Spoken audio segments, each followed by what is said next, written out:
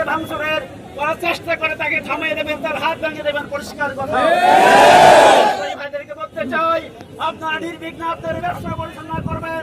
এখানে হিন্দু মুসলিম যে ভাইরা আছেন, সংখ্যাগরিষ্ঠ খ্রিস্ট যে ভাইরা আছেন, আপনারা নিশ্চিত আপনাদের ব্যবসা পরিচালনা করবেন, কোনো সমস্যা নেই ইনশাআল্লাহ।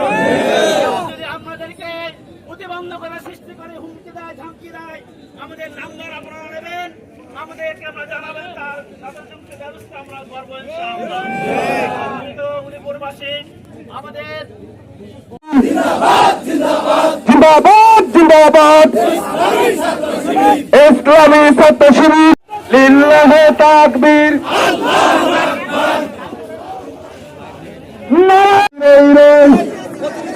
জুম্বালিকার দিন শেষ পরিবেশনার বাংলাদেশ